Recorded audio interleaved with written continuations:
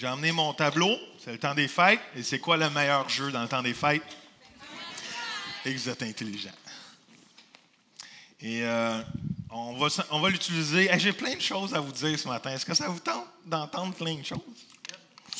J'ai plein de choses à vous dire. On est dans une mini-série, petite série de messages qui s'intitule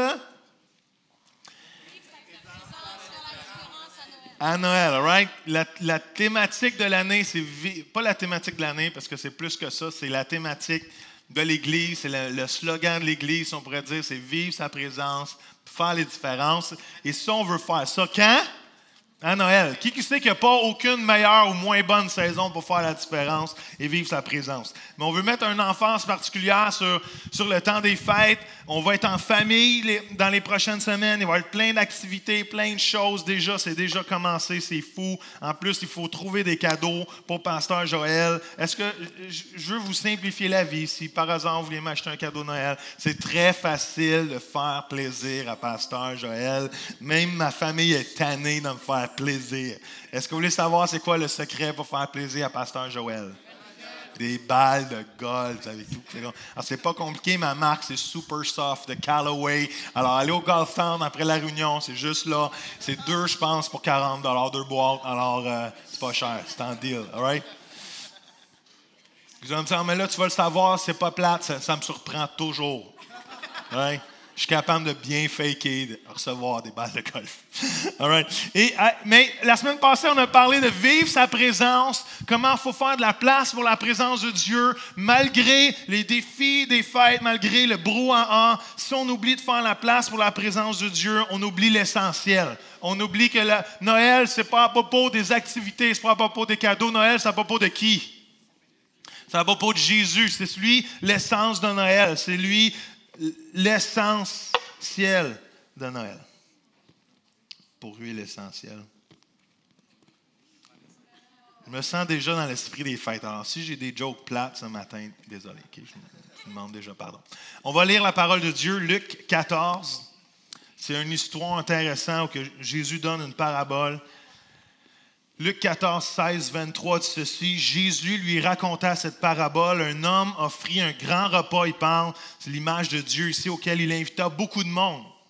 À l'heure du repas, il envoya son serviteur dire aux invités, « Venez, car c'est prêt maintenant. » Mais tous, l'un après l'autre, se mirent à s'excuser. Le premier dit au serviteur, « J'ai acheté un champ, il faut que j'aille le voir. » Quelle excuse poche. Je te prie d'excuser mon excuse poche. Un autre lui dit, « J'ai acheté 5 paires de bœufs et je vais les essayer. » I don't know. Comment tu fais pour essayer 5 paires de bœufs? Je te prie de m'excuser. Un autre encore dit, « Je viens de me marier, c'est pourquoi je ne... » Bon, c'est un peu mieux. Et je ne peux pas lui aller. Le serviteur retourna auprès de son maître et lui apporta ses réponses. Le maître de la maison se mit en colère. Il dit à son serviteur, « Va vite sur les places et dans les rues de la ville et emmène ici les pauvres, emmène les infirmes, emmène les aveugles, emmène les boiteux. » Et après un moment, le serviteur vint dire, « Maître, les ordres ont été exécutés, mais il y a encore de la place. » Le maître dit alors à son serviteur, « Va dans les chemins de campagne, va le long des haies et oblige les gens à rentrer afin que ma maison soit remplie. » Wow!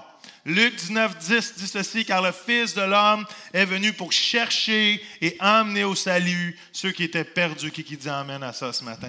Père, on veut juste te rendre gloire ce matin pour ta parole. On veut te rendre gloire pour ton amour envers chacun de nous. Mike, c'était bon de juste goûter à ton amour ce matin, de se réjouir de la vie de l'Esprit qui est en nous, qui dit « Abba, Père, Seigneur, parce que tu es un papa qui nous aime, Seigneur. » Et Père, ce matin, qu'on puisse apprendre à tout simplement faire la différence autour de nous, Seigneur, dans les prochains jours, dans les prochaines semaines et pour le reste de notre vie, Seigneur. Papa, on veut apprendre non seulement à vivre ta présence, mais à faire la différence. Qui dit Amen, all right? C'est facile de voir dans le Nouveau Testament que Jésus est venu pour sauver les pécheurs. Qui dit vrai à ça?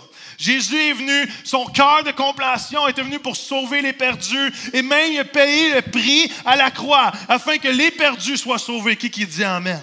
Mais c'est facile autant aussi de voir le cœur de Dieu dans les Écritures, autant c'est facile de voir le cœur de Jésus dans les Écritures. C'est facile aussi en tant qu'Église de s'éloigner de la première cause pour la raison qu'on existe, de faire la différence dans le monde. La première cause de la raison pourquoi l'Église de Jésus-Christ existe, c'est afin de partager l'amour de Dieu avec son prochain. Qui dit amen à ça? Comment? Des fois, c'est facile en tant qu'Église de se concentrer sur eux, d'essayer d'offrir quelque chose de beau, de bien organisé, de parfait, quelque chose de bien huilé. Et même des fois, on dit, oh non, on n'est pas encore prêt, on n'est pas encore prêt. Mais on manque le bateau, on manque l'essentiel. Si on oublie la raison pour laquelle l'Église existe, c'est partager l'amour de Jésus-Christ à son prochain. Amen. L'Église ne sera jamais assez prête, l'Église ne sera jamais assez parfaite. L'Église est faite pour expérimenter au quotidien dans l'état dans lequel elle est. Qui dit amen? Comment? Et à Oasis, on veut vivre sa présence. On veut expérimenter sa présence, mais jamais au détriment, jamais dans le seul optique que partager le cœur de Dieu, faire la différence autour de nous devient une idée secondaire. Comment?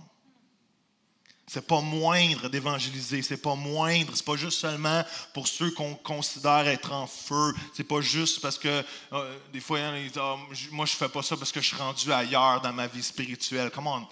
L'évangélisation, c'est le cœur de Dieu pour chaque croyant. Qui dit amen? Hey, je vais vous demander souvent de dire amen, je pense, ce matin.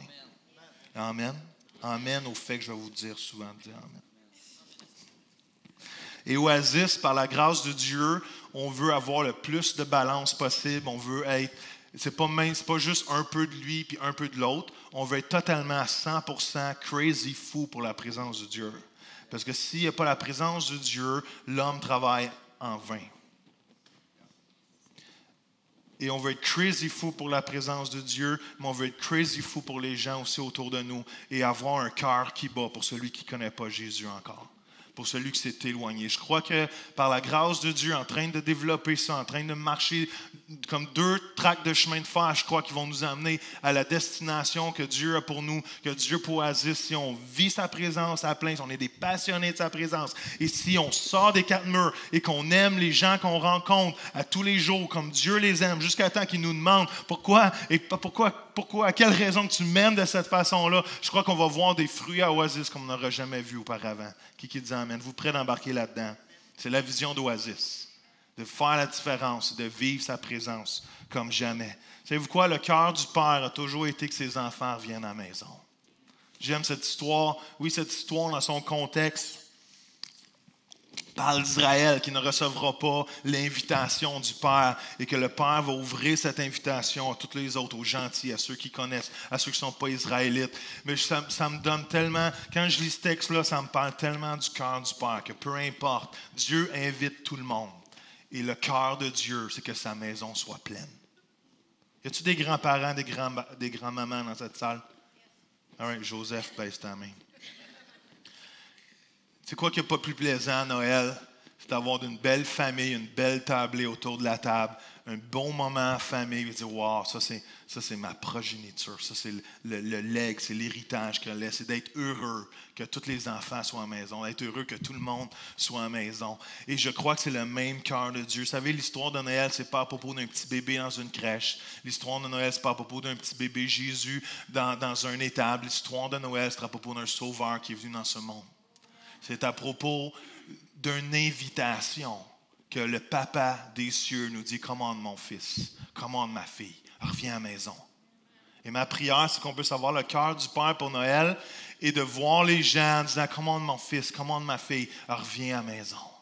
Parce que Dieu a fait de la place pour toi. Parce que le Père a fait de la place pour toi. 1 Timothée 1,15 va dire ceci. Ah, comme elle est vraie cette parole. Ah, comme elle est vraie cette histoire. Comme elle est importante et digne d'être acceptée sans réserve. Cette parole est digne d'être acceptée sans réserve par tous les hommes. Voici cette parole. Le Christ Jésus est venu dans ce monde pour sauver des pécheurs. Et Paul va dire, je suis pour ma part le premier d'entre eux. Et c'est bien pour cela qu'il a eu pitié de moi. Comment? Noël, j'ai écrit ceci, c'est l'amour de Dieu en action pour anéantir le pouvoir du péché qui a créé une distance entre l'homme et son Créateur. Faire la différence à Noël, c'est d'appeler les gens à dire, come on, reviens à la maison, il y a un Dieu qui t'aime. Reviens à la maison, toi qui t'es éloigné, toi qui ne connais pas Jésus, toi qui étais qui ne sait même peut-être pas qu'il est éloigné du Père. Viens à la maison, parce que le Père, il t'attend. Ses bras sont ouverts, il a préparé un souper. Il est là, il veut une rencontre avec toi. Il veut un souper avec toi. Il te connaît déjà. Il veut juste que tu comprennes que tu es réconcilié à lui. Comment viens à la maison. Viens à la maison.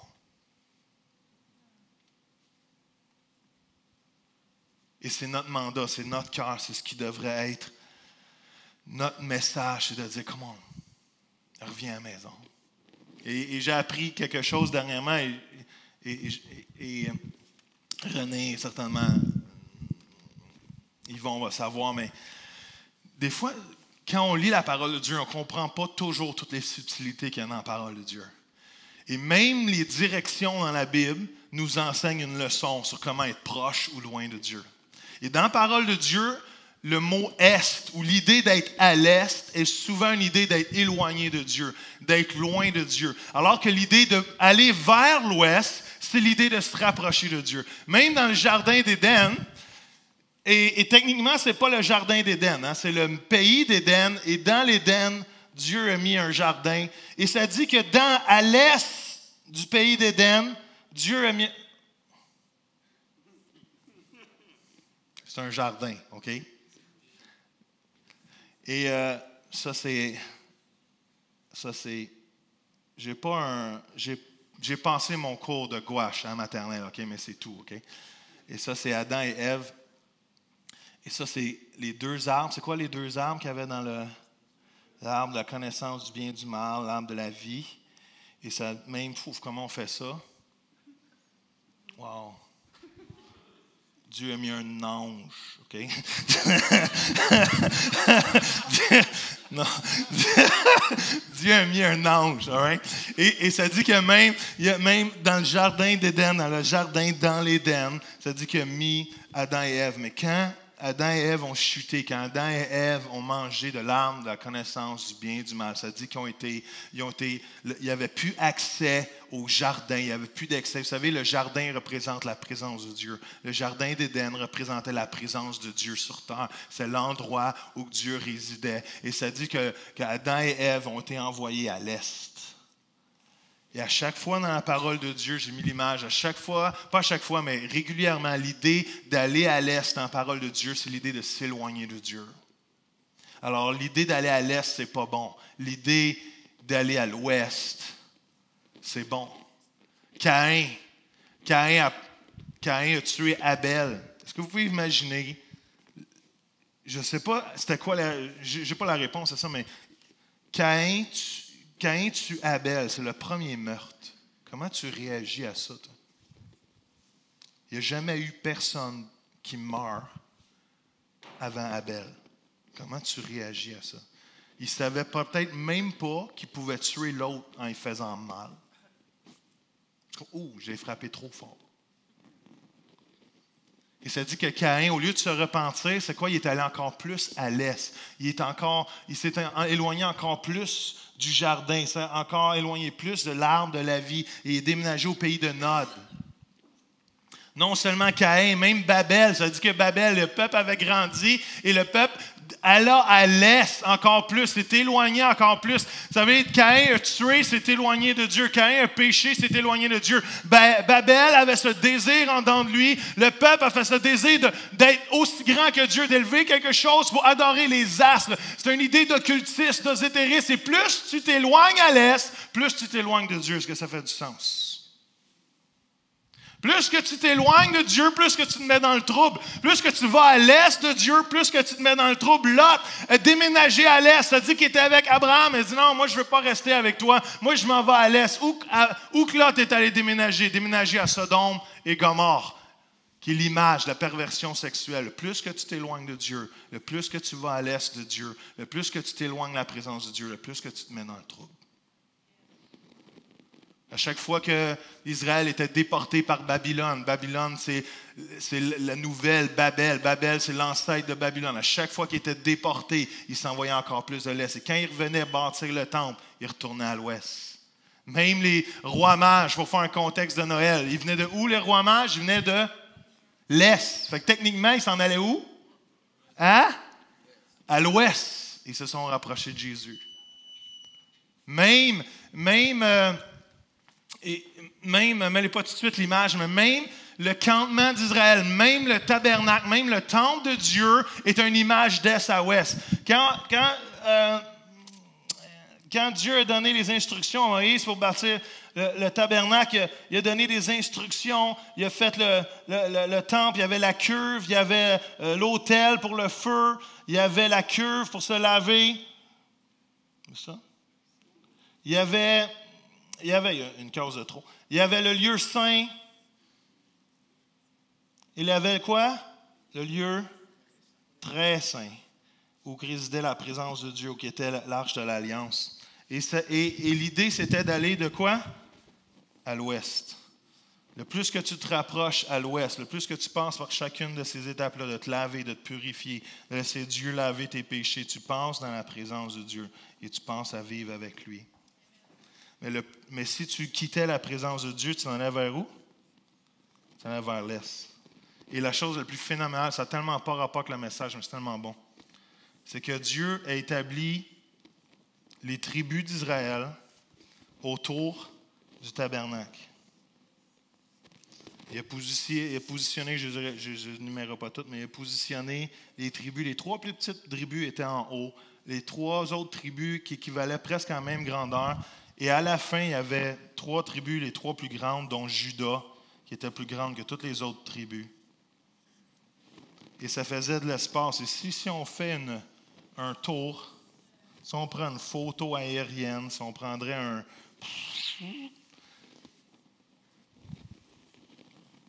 Dans le désert, c'est ce qu'Israël avait de l'air. Comment? À quoi ça ressemble, ça?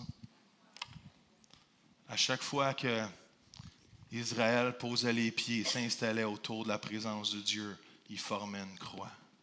Si tu aurais pu prendre une photo aérienne du peuple d'Israël, je ne sais pas si tu peux mettre la prochaine image, je pense qu'elle est là.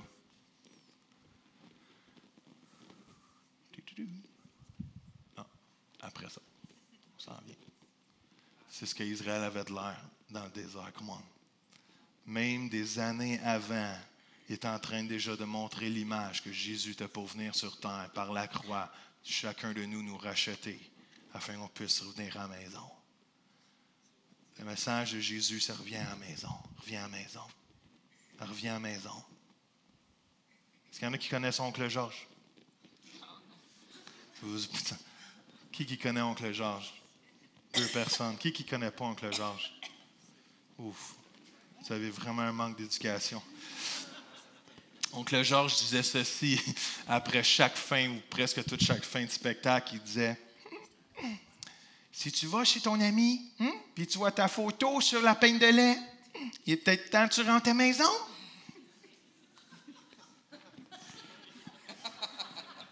Quand j'étais jeune, pas que c'était drôle, on mettait la photo des jeunes qui étaient disparus sur les peignes de lait. Right? C'est ça le contexte, il faut que vous compreniez.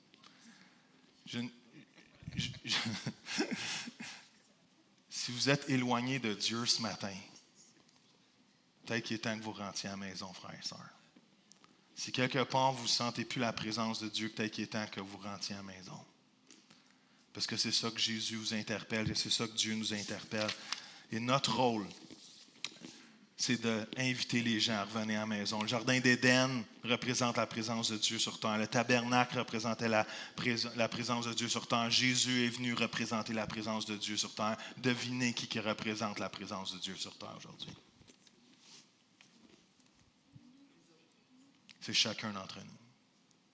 Et nous sommes appelés à non seulement vivre sa présence, mais à faire la différence, à représenter qui il est. Notre rôle, c'est d'avoir la mission de réconcilier les gens avec Jésus. Le texte est fort, hein? Le texte est fort. Oblige les gens de revenir à la maison. Oblige les gens de venir souper à la maison. C'est le mot, en anglais, c'est compel. En hébreu, c'est anankago. Dites-le à votre voisin. Anankago. On est tous les juifs. Anankago. On dirait qu'on sort du Ninjago d'un film de Lego. Et c'est l'idée, c'est fort. C'est comme Jésus te dit, ouais, à la maison, dans toute la violence de son amour. Wow. C'est fort, il t'oblige, oblige-les à revenir à la maison. Il y a cette force qui est là, il y a cette direction-là de dire, Seigneur, notre rôle, notre mandat, c'est de ne pas être faible, d'être fort dans cette annonce. Comment? Ouais, à la maison, reviens à la maison. Dieu t'aime, Dieu veut te voir, Dieu veut souper avec toi. C'est le rôle qu'il nous a donné. 2 Corinthiens 5 va dire, tout cela, du début à la fin, est l'œuvre de Dieu en parlant du salut. Il nous a réconciliés avec lui-même par le Christ. Il nous a confié le ministère de la réconciliation. Qui cherche un ministère ce matin? Des fois, il me dit, je ne sais pas quoi faire pour Dieu. On a chacun un ministère, c'est le ministère de la réconciliation. En effet, Jésus-Christ, c'était Dieu en personne qui réconciliait le monde avec lui, ne tenant plus compte du péché des hommes. C'est ce message de réconciliation qu'il a mis sur nos lèvres et nous a chargés de proclamer dans notre chambre à coucher. C'est ça qui est écrit? Non. Publiquement. Puisque nous avons reçu la mission, nous parlons donc en ambassadeurs du Christ. Par notre moyen, Dieu lui-même adresse son invitation aux hommes. C'est au nom du Christ que nous les supplions, laissez-vous réconcilier à Dieu. Wow! Il n'y a pas de faiblesse dans le message de Jésus-Christ. Oblige, supplie. Il y a une force qui est là, il y a un mandat qui est là, il y a une mission qui est là. Le mot réconciliation veut dire de renouveler une amitié, de restaurer une relation. Notre message est pour dire, come on, tu as une relation à restaurer avec Dieu. Savez-vous c'est quoi? C'est ce que l'évangélisation est dans sa forme la plus simple. C'est de s'inquiéter pour les gens ou de se préoccuper pour les gens de leur relation avec Dieu. That's it. Comment va ta relation avec Dieu? Comment tu vis ça avec Dieu? Qu'est-ce que tu penses de Dieu? 1 Colossiens 1, 23, Paul va aller plus loin. Il va dire, ce message-là, non seulement c'est mon ministère, je suis rendu un serviteur de ce ministère-là. Il va dire, cette bonne nouvelle, le message de la réconciliation est annoncé à l'humanité entière. Et c'est d'elle que moi, que Paul, je suis devenu le serviteur. Wow! On peut honnêtement se poser la question, chacun d'entre nous, suis-je devenu le serviteur de la bonne nouvelle? Suis-je devenu le serviteur du ministère de la réconciliation? Devenir un serviteur du message de la bonne nouvelle, est la réponse, j'écris ce mot-là puis je ne m'en rappelle plus, la réponse appropriée pour quelqu'un qui est convaincu de la valeur de son salut. Okay, je vais vous le répéter parce que je pensais que vous étiez pour dire amen facile à cela. Quelqu'un qui est devenu le serviteur de Jésus, ou devenir le serviteur du message de Jésus, c'est la seule réponse appropriée pour quelqu'un qui est convaincu de la valeur de son salut. Est-ce que ça fait du sens? Si je suis convaincu de la valeur de ce que Jésus a accompli à la croix, je vais vouloir devenir un serviteur de ce message-là qui m'a sauvé la vie. Il faut être capable de se le remettre devant les yeux en tant que chrétien tous les jours. Des années 1900, il y avait un ingénieur qui était, vous savez comment ça se passait dans ce temps-là, il n'y avait pas vraiment de sécurité. Un ingénieur, il y avait un groupe de gens qui bâtissaient une maison, il était au 3e étage, et cet ingénieur-là a perdu pied. Et il y avait un ouvrier en bas qui a vu tomber, il réalisait que l'ingénieur tombait sur lui. Et au lieu de se tasser, il s'est braqué pour recevoir le poids de la personne, en espérant le sauver. Comme de fait, l'ingénieur est tombé sur lui, a eu quelques petites blessures, mais la personne, l'ouvrier qui a reçu l'ingénieur sur lui, presque la majorité de ses os ont cassé. Il a dû passer des semaines et des semaines et des mois à l'hôpital. Et il est resté handicapé et infirme de la chute. Quelques années plus tard, un journaliste est allé l'interviewer et demandé comment cette personne-là t'a traité depuis ce temps-là. Et pas le serviteur, mais l'ouvrier a dit ceci, il dit l'ingénieur, il m'a donné la moitié de sa fortune. Il m'a même fait rentrer comme étant partenaire dans sa compagnie. Et il n'y a jamais une journée qui ne remplit pas mes besoins. Et il n'y a jamais une journée qui ne me remercie pas d'avoir sauvé sa vie. J'ai écrit ceci, j'ai dit, l'ingénieur qui fut sauvé est devenu un serviteur de l'homme qui l'a sauvé. Je crois que c'est un message, un encouragement pour chacun de nous aujourd'hui. Jésus a accepté le poids de la chute sur sa vie. Comment? Juste pour faire un jeu de mots. Jésus a pris sur lui le prix du péché. Est-ce que nous sommes là pour devenir un serviteur de celui qui a sauvé notre vie? Ou on a juste saisi l'idée d'être sauvé, mais on vit à notre façon. Ou on vit en forme de reconnaissance devant le plus beau cadeau qui nous a jamais été fait. Il n'y a aucune balle de golf, aucune quantité de balles de golf qui équivaut au prix que Jésus et le cadeau qu'il a fait à la croix il y a 2000 ans. Est-ce que vous me suivez? Et si Jésus est votre sauveur ce matin, si Jésus est mon sauveur, notre sauveur, il faut s'encourager continuellement de réaliser que Jésus a décidé de prendre chacun de nous et de nous utiliser pour être le message de réconciliation. Est-ce que ça fait du sens? Dieu nous prend, nous a choisis, il veut penser à travers nous, il nous donne chacun un ministère qui dit, voici le message que je t'ai donné, soit un message de réconciliation. Alors, reviens à la maison, reviens à la maison. Il y a des gens qui ne connaissent juste pas Jésus. Ce n'est pas parce qu'ils ne veulent pas le connaître, c'est des fois il n'y a jamais personne pour leur parler de Jésus. C'est pas évident de parler de Jésus, si on est honnête, il y en a des radicaux, il y en a des passionnés, mais on a tous quelque part un défi de partager un message de l'Évangile, sinon on le ferait aisément. On le ferait tous les jours, on le ferait à chaque moment, mais il y a un défi qui est là. Et c'est le défi de chaque croyant de partager l'amour de Jésus. Donc, des fois, on a des réticences parce qu'on a peur. Je ne sais pas quoi dire, je ne serai pas capable de répondre à leurs questions. J'ai peur de faire plus de tort que de mal, je ne sais pas assez bon. Qui pense qu'il n'est pas assez bon pour évangéliser? Des fois, on a peur de ne pas être assez bon. Je vais être étiqueté comme religieux fanatique, puis je ne pourrai plus me présenter au travail. Proverbe 29, 25 va dire ceci, il est dangereux d'avoir peur des hommes. Mais celui qui se confie dans le Seigneur est en sécurité. 1 Corinthiens 1, 18 va dire, en effet, prêcher la mort du Christ sur la croix est une folie pour ceux qui se perdent. Mais nous qui sommes sur la voie du salut, nous y discernons la puissance de Dieu. Come on. Il ne faut pas oublier la puissance qui est dans le message de l'Évangile, le message de Jésus-Christ. Savez-vous quoi? J'ai écrit ceci, des fois le message de Jésus est le message et le secret le mieux gardé de l'Église. Ouch. Il faut apprendre à get the message out there, de sortir le message. Les gens sont plus réceptifs qu'on pense. Des fois, on a peur du rejet. On a peur de se faire rejeter. Jean 1,11, Jésus lui-même a été rejeté. Il est venu dans son propre pays, mais les siens ne l'ont pas accueilli. Ésaïe 53,3 dit, il était celui qu'on dédaigne, mène-toi, celui qu'on ignore, la victime, le souffre-douleur. Nous l'avons dédaigné, nous l'avons compté pour rien, comme quelqu'un qu'on n'ose pas regarder. Wow! Alors qu'il est venu nous sauver, le peuple juif, et les gens l'ont rejeté. Il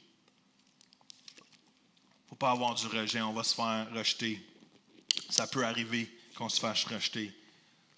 Jésus même s'est fait rejeter alors qu'il était le sauveur du monde. Il y a un homme, je ne sais pas si on veut mettre l'image, et son nom c'est Richard Wurmbrand. Si tu prends la motocyclette, ça marche. Et c'est un homme de Dieu dans les années 40, 50. Son pays s'est fait envahir par le communisme. Il prêchait l'Évangile il prêchait, c'est en Roumanie, c'est un Roumain, c'est un Arménien vivant en Roumanie. Et c'était un homme de Dieu qui prêchait l'Évangile, il prêchait contre le communiste. Et imaginez-vous qu'est-ce qui est arrivé quand tu prêches le communiste. Pendant 14 ans, il s'est fait emprisonner dans une prison où il était seul. Même pas, il disait ceci, j'étais dans une cellule grise, dans un habit grise. Pendant 14 ans, j'ai vu aucun autre être humain, j'ai vu aucun rayon de soleil, j'ai vu aucune couleur. À peine si on me donnait une tranche de pain par semaine pour manger. Et pendant 14 ans, à cause de l'Évangile, a été emprisonné. Et il a dit ceci, et c'était tellement bon quand je suis tombé sur cette citation, je dis, il faut que j'en parle. Il a dit, un nombre d'entre nous avons décidé de payer le prix pour le privilège de prêcher l'Évangile. Alors nous avons accepté les termes du contrat. Nous, on prêchait et eux, ils nous battaient. Nous étions contents de prêcher et eux, ils étaient contents de nous battre. Tout le monde était content.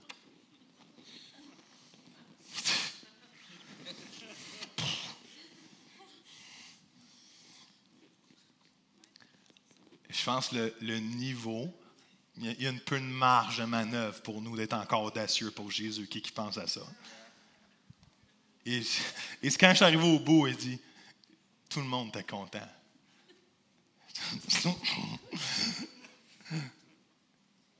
Ça veut dire que quelque part, il n'en voulait même pas aux gens qui étaient en train de le battre, tant que le privilège de prêcher l'Évangile, malgré de se faire tabasser, est un privilège pour lui. Wow!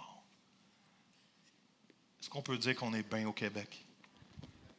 Le problème, c'est que des fois, quand tu n'as pas de persécution, tu n'as pas de passion non plus. Et je ne souhaite pas de persécution, mais je souhaite qu'on soit assez mature pour être passionné sans la persécution. Et qu'on puisse témoigner de Jésus encore plus qu'on le fait déjà. La procrastination de remettre à demain ce qu'on a déjà remis à aujourd'hui. Vous ne la comprenez pas, mais ce n'est pas grave. 2 Corinthiens 6:2, Dieu déclare en effet, au moment où se manifestait ma faveur, j'ai écouté, au jour du salut, je suis venu à ton secours. Eh bien, voici maintenant le moment d'accepter la faveur de Dieu. Voici le jour du salut. Comment? Pour certains des personnes autour de nous, c'est aujourd'hui. On n'a pas à cœur les perdus. Même que les gens ont des besoins. On est allé distribuer de la nourriture cette semaine. Je n'ai pas pu entendre les témoignages des autres, mais moi et René, on était le groupe d'hommes. Et je pense que 2 hommes qui rentrent dans une maison, ça fait un peu plus peur que 2 femmes. Mais on a rencontré une petite grand-maman qui nous expliquait, elle n'a vraiment pas été gênée de juste étaler sa vie devant nous. Puis c'était pas elle qu'on aidait, c'était sa fille, c'était son petit garçon qu'on ne pouvait même pas aller voir, cette famille-là, parce que le petit garçon est à l'article de la mort. Elle nous racontait comment il y a 4 tumeurs au cerveau, il est inopérable, et la maman est à l'hôpital Sainte-Justine à tous les jours, à toutes les heures, à toutes les minutes. Et elle attend l'incontournable, si on peut dire. Et comment cette femme-là est une femme d'affaires avec 15 employés et qu'elle a tout perdu, elle a dû tout arrêter pour prendre soin de son enfant de 8 ans, imaginez-vous. Et je dis, mère, comment les... Et quand on a fait le tour de la ville, moi et René, on a fait vraiment, dans notre trajet, on a dû faire... On a vu Saint-Hubert et Longueuil, comme moi, j'ai jamais vu Saint-Hubert et Longueuil. Je ne savais même pas que ça existait tant que ça, Saint-Hubert et Longueuil. Et j'ai dit, on a aidé 15 familles à Saint-Hubert et Longueuil. Juste dans ce coin-là, il y a 15 familles qui ont leur petit enfant a le cancer. Puis il y en a 2, 3 que leur enfant est à veille de mourir. Ça, c'est des familles que tu ne sais même pas qui existent tant que tu ne sais pas qui existent. Et en tant qu'Église, il faut tellement découvrir un cœur pour les gens qui ne connaissent pas Jésus. Parce qu'il y a des gens qui vivent des histoires. À l'extérieur, ça a l'air bien. À l'extérieur, ça a l'air beau. À l'extérieur de la maison, là, ça a l'air riche, ça a l'air bien, ça a l'air bien entretenu. Au printemps, il va y avoir des tulipes. Mais en dedans, il y a de la tristesse. Il ne faut jamais se fier à l'extérieur, parce qu'en dedans, même si les gens pourraient avoir l'air riches, pourraient avoir l'air non désireux du message de l'Évangile, tu ne sais jamais qui en dedans il souffre et qui a besoin du message de Jésus-Christ. Êtes-vous là? Les fausses conceptions. Quelqu'un d'autre va le faire à ma place. Quelqu'un d'autre est mort. Je suis un témoin silencieux. Je n'ai pas le temps. Je ne connais pas personne qui témoigne. Et dernièrement, on a découragé Jean 4,35. Pourtant, on va dire, vous dites encore 4 mois et ce sera la moisson. Mais moi, je vous dis, regardez bien les champs, les grains sont mûrs et prêts pour la moisson. Qui dit amen? Des fois, on a cette idée d'être découragé, de se dire « Wow, comment ça, on ne voit pas plus de gens? Pourquoi on ne voit pas plus de gens venir à Jésus? » On pense que ça va venir. On pense que quelque part, il va y avoir un réveil, méga réveil, que les gens vont rentrer tout seuls. Et par la grâce de Dieu, je crois que ça peut arriver comme ça, mais je sais très bien que le message de la réconciliation, Dieu l'a donné à nous. Comment on, pas aux anges. Il l'a donné à chacun d'entre nous. Et le jour qu'on va devenir hyper passionné pour les âmes, de la même façon que Jésus est passionné pour chacun d'entre nous, on va voir des miracles, on va voir des vies changer, on va voir des gens donner leur vie à Jésus, on va voir des gens être guéris, parce qu'on est passionné pour les gens, plus que par notre propre orgueil ou nos propres craintes. Alors, en terminant, je veux dire ceci. C'est rare, je dis ça. En terminant. Gardons ça simple. Ayons un entourage simple, ayons des paroles simples, ayons des gestes simples. Ça fait-tu du sens? Des fois, on essaie beaucoup trop de se compliquer la vie pour faire la différence. Un entourage simple, le principe de Jérusalem, commençons nous sommes. Acte 1:8 dit ceci. Mais vous recevrez une force que le Saint-Esprit descendra sur vous. Vous serez alors mes témoins où? À Jérusalem, dans toute la Judée, dans toute la Samarie et jusqu'au bout du monde. Jésus leur a dit, avant d'aller au bout du monde, commence à Jérusalem. Avant de penser que tu es capable d'être sur une estrade et sauver toute l'Afrique au complet, témoigne à ta maison. Commence à Jérusalem, commence dans ton entourage, commence où tu es, commence à ta maison, ta parenté, ce que nous avons, des affinités naturelles, notre famille, nos amis proches, notre communauté, ceux que nous rencontrons régulièrement, ceux qu'on a des intérêts communs, ceux qu'on partage le même endroit de rencontre ou activité, le bureau, le travail, le sport, des événements. Gardons ça simple. La coiffeuse a besoin de Jésus. La personne que tu vas voir au restaurant qui te sert tous les lundis matins a besoin de Jésus. Gardons ça simple. En juste en disant, Seigneur, tu m'appelles à la réconcilier, cette personne-là, avec toi. Qu'est-ce que tu veux lui dire? Gardons des paroles simples. C'est fou comment les premiers disciples évangélisaient avant même de connaître Jésus plus qu'il faut. L'un des deux avait dans 1 Jean, ça dit que l'un des deux avait entendu les paroles de Jean et avait suivi Jésus. Et c'était André, le frère de Simon-Pierre. La première personne qui a rencontré André fut son frère Simon. Lui dit, nous avons trouvé le Messie. That's it. C'est pas compliqué, il n'y a pas les 4 lois du salut, il n'y a pas les 4 façons pourquoi tu devrais être sauvé, il n'y a pas les 12 raisons pourquoi tu devrais plus faire ce que tu fais. Hey, on a juste rencontré le Messie, ça tente-tu de voir? Des fois, il faut garder ça plus simple qu'on pense. Puis dernière chose, il faut juste raconter notre histoire.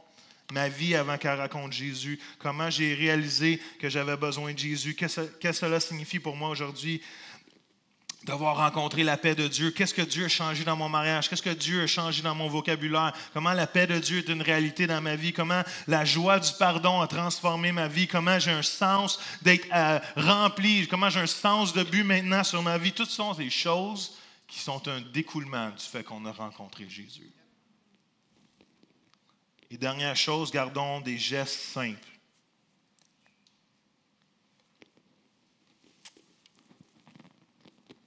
Savez-vous comment George Mueller a été sauvé?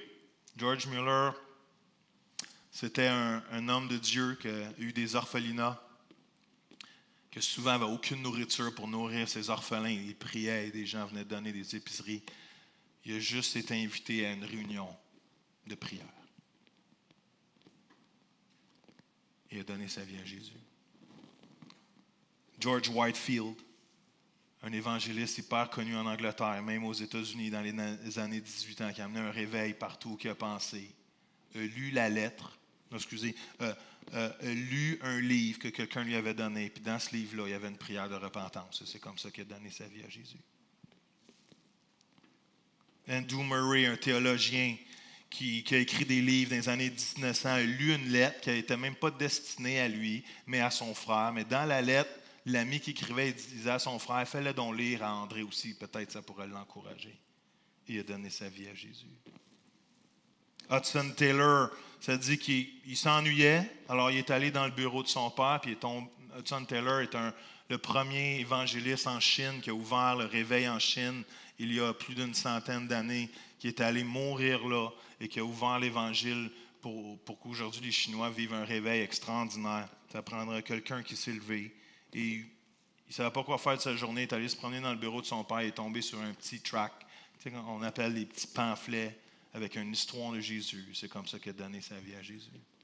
Je parlais avec quelqu'un cette semaine qui me disait que quelqu'un lui a donné une Bible, il n'avait jamais entendu parler de Jésus. Quelqu'un avait pitché sa Bible, lisait sa Bible et en gêne, avant que la personne rentre dans son auto, a pitché la Bible dans le coffre à gants, a fermé le coffre à gants et tout d'un coup, dans la conversation, c'est venu sur Dieu. Et la personne a sorti sa Bible. Tu sais, tantôt, ce que j'ai garoché dans mon coffre à gants, c'est une Bible et je veux te la donner. Et cette personne-là, à cause de cette Bible, a donné sa vie à Jésus. Wow. Ça prend des fois juste des petits gestes simples. Parce que si on est attentif à ce que Dieu fait, Dieu connaît déjà ce qui se passe dans le cœur de chacun. Et avant que je finisse, parce que je ne dis pas le mot terminé, cette semaine, on a eu le privilège vendredi d'aller donner de la nourriture à 15 familles de leur camp. On a pu le privilège de faire la différence. Et donner de la nourriture peut sembler bien simple. Je sais qu'il y a des gens, on a invité des familles au spectacle qui sont supposées de venir au spectacle. Je prie que le Seigneur les touche au spectacle. Mais je voulais juste quand même célébrer le travail qui a été fait cette semaine. Parce que ça a l'air niaiseux, mais c'est beaucoup de travail. Et par la grâce de Dieu, on s'est fait donner pour la valeur de 45 repas, c'est ça? 45 repas, 50 repas pour des familles de Leucan qui n'ont pas le temps de faire la nourriture parce qu'ils sont à l'hôpital avec leurs enfants presque à tous les jours. Tous les semaines, c'est pas à tous les jours. Et je ne sais pas si la vidéo est prête, je ne sais pas si on peut la faire jouer, mais puis après, n'oubliez pas le son. S'il vous plaît.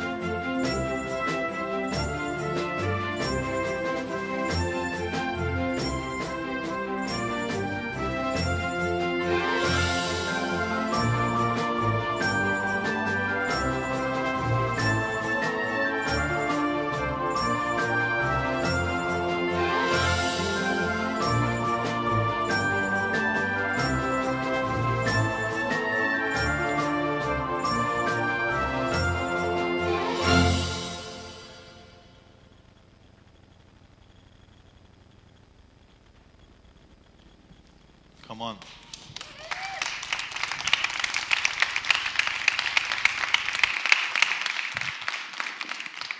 Les gens ont tellement besoin de Jésus aujourd'hui. C'est ça que ça m'a fait réaliser vendredi. Et j'ai écrit ceci, j'ai dit, est-ce qu'on peut, Dieu nous appelle à tendre la main, toucher quelqu'un. Aimons les gens jusqu'à temps qu'ils nous demandent pourquoi qu'on les aime. Et ça peut sembler insignifiant, même s'il y a des places où on a pu parler de Jésus et d'autres non. D'aimer les gens, ça, on peut continuer d'aimer. Un moment donné, ils vont nous demander pourquoi tu m'aimes comme ça. Pourquoi tu t'es investi dans ma vie comme ça. Pourquoi tu veux faire une différence dans ma vie comme ça. Et la porte va être tout grand ouverte. Parce que l'amour de Dieu crée toujours un chemin pour le message de Dieu. Amen. En terminant, j'ai une dernière illustration. Ça vous tente-tu? Je suis tranquille là, ce matin. Profitez-en. Et ça, c'est vous.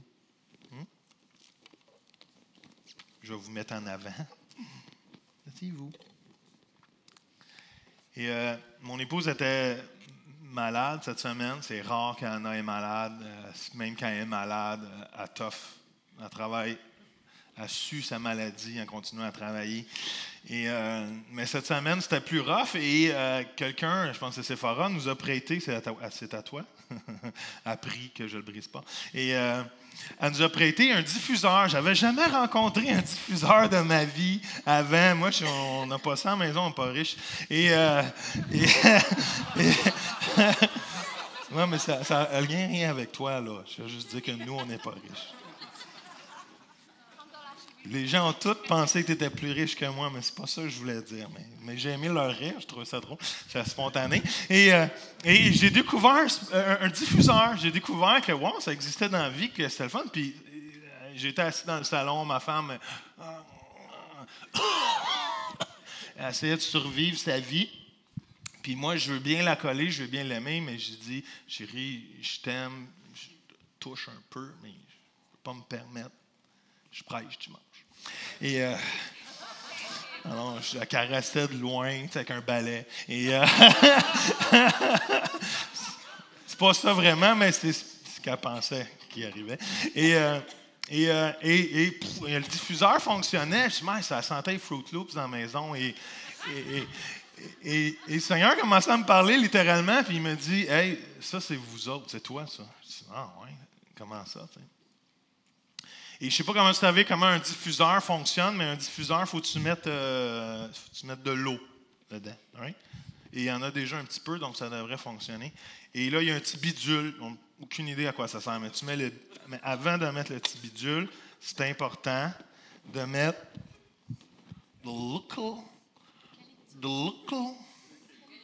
eucalyptus, all right? Citronné, qui sent les Fruit Loops. Je niaise pas, ça sent les Fruit Loops. Venez chez vous, vous avez le goût de manger des céréales. Venez chez nous. Et ça s'appelle quoi? De l'huile essentielle. Et si ça nous représente quelque part, l'eau en dedans de nous, c'est la présence de Dieu. Et pour que ça fonctionne bien, que ça fasse toute son œuvre, parce que ça a l'air qu'un diffuseur, non seulement ça pousse la boucane, mais aussi ça tue les microbes. Je ne les vois pas, mais ça a l'air que ça tue les microbes. Il faut que tu mettes quelques gouttes de l'huile essentielle.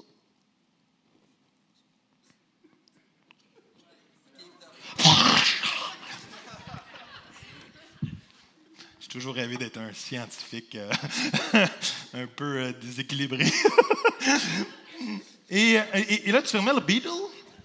J'ai vraiment l'impression d'être au canal de vente. Et là, tu mets le Beetle. Et ouais, c'est ça.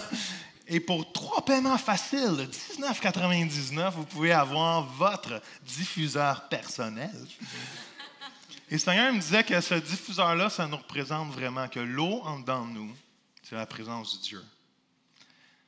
Et que cette présence-là du Saint-Esprit, de Jésus par la puissance du Saint-Esprit, porte aussi quelque chose qu'on appelle l'onction de Dieu. L'huile essentielle. Et que cette puissance-là en dedans de nous, cette onction-là en dedans de nous, n'attend juste que d'être diffusée à l'extérieur de nous. Parce qu'elle est déjà là. Et là, quand tu allumes le Beetle,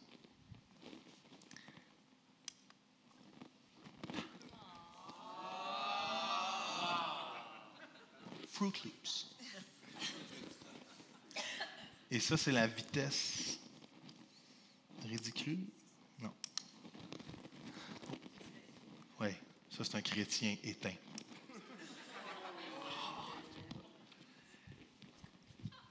Et comment un diffuseur fonctionne, c'est simple, ça fait juste agiter l'eau puis l'huile, ça fait juste la réchauffer un petit peu. Et quand tu réchauffes l'eau puis l'huile, ça dégage. Ça, c'est comme le dimanche matin aussi quand la worship commence. Mais ça dégage une atmosphère. Et ça change l'atmosphère dans laquelle tu vis. Et quand on commence à activer la présence de Dieu en dedans nous, on fait ça comment activer la présence de Dieu en dedans nous? On loue le Seigneur. Quand je loue le Seigneur dans mon auto, quand je loue le Seigneur dans ma maison, quand je loue le Seigneur partout où je suis, je commence à activer l'huile essentielle qui est en dedans de moi. Quand je prie dans la langue que Dieu m'a donnée pour prier, quand je prie dans cette langue-là, je suis en train d'activer le Saint-Esprit en dedans de moi. Je suis en train d'activer ce que Dieu a déposé de moi. Et plus que je m'active, qu'est-ce qui arrive? Plus que je change l'atmosphère. Ça, c'est toi.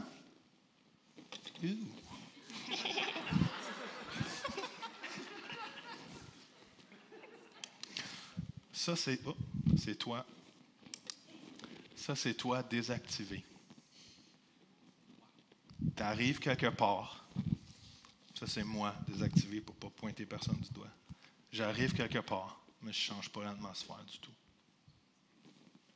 Mais quand je suis activé par la louange, quand je suis activé par ma vie dans la présence de Dieu, quand je suis activé par ma prière spirituelle, je ne le vois pas, mais c'est ce qui se dégage de ma vie sans savoir. Et peu importe que je pense, plus que je suis activé, plus que je change l'atmosphère autour de moi. Et à un moment donné, les microbes, ils s'en vont. Ça sent les Fruit Loops. Et à mon contact, les gens peuvent être guéris. À mon contact, les gens ils sentent que les choses sont différentes. Parce que quelque part, je m'active dans la présence de Dieu. Est-ce que vous comprenez? Fait que je ne peux pas bien faire la différence si je n'ai pas appris non plus à vivre dans sa présence. Si je n'ai pas bien appris à m'activer dans la présence de Dieu, dans la louange, dans l'adoration, dans la prière, dans l'entente, l'écoute de voix de Dieu, de passer du temps avec lui. Je peux me présenter n'importe où, je peux dire les messages que je veux, mais j'ai tendance à juste arriver quelque part, comme ça.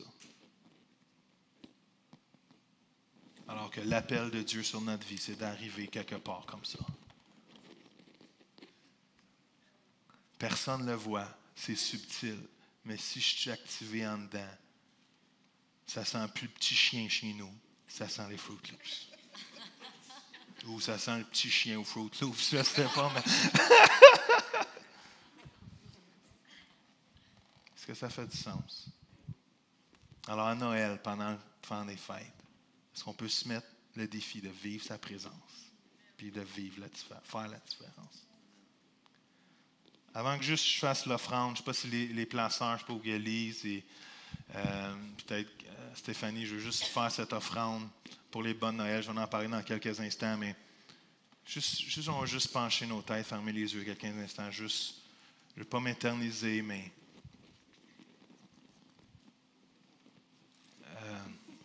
tu peux jouer tranquillement si tu veux. All right. Si vous sentez juste... Oh, c'est tellement direct, ça. Mais le Seigneur dit, oblige. Je vous interpelle, je vous supplie. Je vous oblige. Du mieux que je peux. Dans la féroce, dans la violence de l'amour de Dieu. Si quelque part vous vous sentez à l'est de Dieu ce matin, revenez à la maison. Et si vous vous sentez comme ça ce matin, alors que les yeux sont fermés, juste donnez un privé, juste levez la main, parce que je veux prier pour vous ce matin. Si quelque part vous vous sentez à l'est de Dieu, si vous vous sentez loin de Dieu présentement, juste levez la main, je veux vous prier pour vous. Il y a une personne, tu peux baisser ta main, 2 personnes, tu peux baisser ta main, 3 personnes. Seigneur, juste prier pour ces jeunes hommes, jeunes femmes, Seigneur, ces hommes, ces femmes qui ont levé la main, Seigneur. Je te prie de les toucher maintenant dans le nom de Jésus, Seigneur. Dieu vous dit, viens à la maison. Il n'y a rien de ce que tu as fait, il n'y a rien de ce que vous avez fait que l'amour de Dieu ne peut pas couvrir ce matin. Il n'y a aucun péché, aucune faute, aucun endroit que tu es trop loin pour que l'amour de Dieu te trouve, mon frère, ma soeur. Et Seigneur, je te prie que juste les cœurs se rouvrent et tu puisses dire, Papa, je reviens à la maison. C'est mieux un party à la maison que n'importe où ailleurs. J'aime mieux être serviteur dans la maison, comme le fils prodigue a dit, que de vivre ailleurs sans mon Père. Et Seigneur, dans le nom de Jésus, je veux dire la bouche, Seigneur, Dieu vous aime ce matin. Dieu vous reçoit, Dieu vous accueille.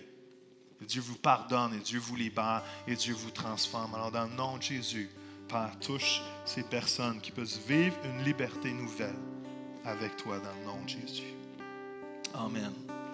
On peut dire juste Amen ensemble pour ces gens-là qui ont osé lever la main ce matin. Père Céleste aussi, Seigneur, qui a besoin plus d'audace pour faire la différence? Il y en a quelques personnes. Ça vous tente de vous lever debout? Moi, je suis déjà debout, alors je suis déjà dans mon appel. Moi, j'ai besoin de plus d'audace pour faire la différence. Et je prie sérieusement qu'on puisse avoir un zèle pour la maison de Dieu, mais un zèle pour les gens qui ne connaissent pas Dieu. Alors, Père Céleste, je te demande juste de venir nous visiter ce matin dans le nom de Jésus. Père, on veut juste déclarer, Seigneur, que c'est un zèle qui s'installe dans chacune de nos vies, Seigneur, pour partager ton nom dans les fêtes. Seigneur, je te prie de nous pousser. Je te prie de nous, à la limite, Seigneur, nous prompter, Seigneur, nous amener dans des situations, Seigneur, où qu'on sait qu'on doit partager ton amour, Seigneur. Je te prie pour un esprit d'audace sur chacune de nos vies, Seigneur. Je te prie pour un amour, Seigneur, inconditionnel pour les gens, Seigneur. Je te prie pour un désir, Seigneur, de voir des gens être réconciliés, Seigneur Dieu. De voir des gens, Seigneur, comprendre, Seigneur, comment tu les aimes, le sacrifice que tu as fait à la croix. Seigneur, que Jésus, Seigneur, oui, est la raison des fêtes, mais c'est plus qu'une histoire, c'est une réalité, Seigneur Dieu, à être expérimentée. Et Père, je te prie, Seigneur, peut-être qu'il y a des familles, on a déjà parlé de Jésus pendant des dizaines d'années. Même peut-être qu'on a été rejetés. Je te prie pour des nouvelles portes d'opportunités pour partager ton évangile. Je te prie de nous donner des nouvelles stratégies, Seigneur, qui n'étaient pas les mêmes stratégies qu'hier, afin, Seigneur, qu'ils puissent recevoir, Seigneur, de ta parole, recevoir, Seigneur, de ton évangile, Seigneur, recevoir dans ton amour. Et je te prie, Seigneur, qu'on soit tellement activés en dedans de nous, par notre vie spirituelle, qu'on dégage quelque chose partout qu'on va passer, Seigneur. On dégage une atmosphère qui n'est pas celle du monde, qui n'est même pas celle de qui nous sommes, mais qu'on dégage une atmosphère des cieux, où que la paix, la joie règne, Seigneur, où que la miséricorde, Seigneur, où que la justice en ton nom, que le pardon règne dans le nom de Jésus. Alors, donne-nous des paroles d'audace, donne-nous des paroles d'amour, Seigneur, afin que des gens soient réconciliés avec toi, dans le nom de Jésus, Papa. Amen. Dernière chose que je veux faire, comme j'ai dit à la fin de la réunion, je voulais prendre une offrande d'amour spécifique pour les bonnes Noël. On a 30 familles qu'on veut aider la semaine prochaine. 30 familles en besoin. Il va y avoir, ça représente, Stéphanie, 100 quelques personnes, 110 peut-être personnes. 30 familles, 110 personnes qui vont être au spectacle la semaine prochaine, qui n'ont peut-être jamais entendu le message de Jésus-Christ, qui vont avoir la pièce de théâtre. Maintenant, on avait un objectif de 3 000 $. On veut aider 30 familles aux besoins de 100 $ chaque. Ils vont recevoir un bon Noël avec des choses dedans. Ils vont recevoir aussi des cartes cadeaux de chez Walmart. On veut les bénir. Il nous manque 1 800 $ pour atteindre notre objectif. Si on n'atteint pas notre objectif, il va falloir soit des familles qu'on n'aidera pas, ou ce soir, il va falloir diminuer le montant. Alors, j'aimerais ça qu'on donne par la foi ce matin. Si vous pensez investir et faire la différence dans une famille à Noël, c'est le temps de le faire, c'est ce moyen-là qu'on veut prendre. Moi, je vais donner. Vous pouvez donner par Titli, vous pouvez donner par Desjardins, vous pouvez donner aussi par chèque ou par enveloppe, vous pouvez donner par carte de crédit. Tu reçois les cartes de crédit en arrière. Alors, vous pouvez prendre votre carte de crédit et vous pouvez aider une famille à aller donner des sous.